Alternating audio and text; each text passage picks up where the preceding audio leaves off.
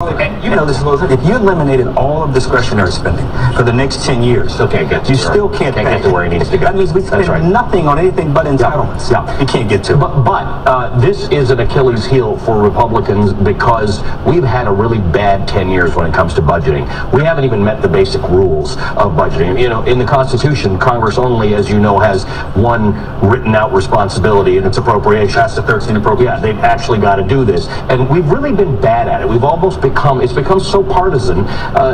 Can they do something whereby the president and the executive branch puts forward a budget and there's really robust discussion about it and there's a vote and by October we actually have a budget?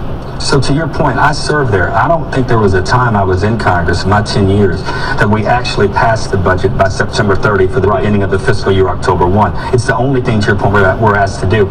Trump is saying he's going to do it. And he's going to have a big test on his hands if he's able to convince this Congress to run some deficits, if he's able to convince his own OMB chief who comes from that Freedom Caucus that this is okay to do. It's unclear if he's going to be able to do it. The White House budget director did come out yesterday at the beginning of the press conference and speak the language of we're getting a budget out there, we're going to go through this process, it's going to be passed, and we're going to get back to the business that Congress is supposed to do. Never mind naming post offices and things like that. They need a budget. Well, this is a little bit like the famous parable of the dog that caught the car, and now what is it going to do with the car? There's been 10 years of Republican oppositional taunts like, oh, we're going to repeal Obamacare on the first day. Everybody in the country now should understand the president and the Congress are controlled by one party. I think there was a lot of confusion before because of the star power of somebody like Barack Obama or whoever is the president.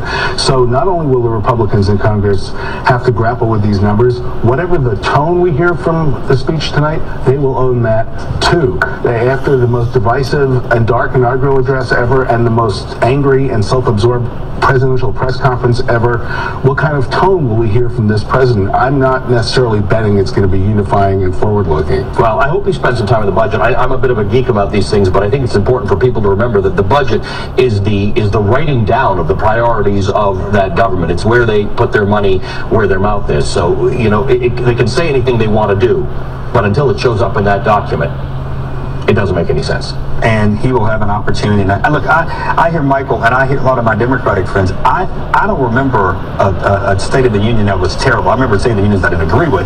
Sure. He's starting out with a good title, renewing America Renewal, and he's going to have to navigate some tough trends tonight around health care. The governors were just there. The main governors opposing his health care plan because they don't want to see Medicaid reform too harshly were Republican governors.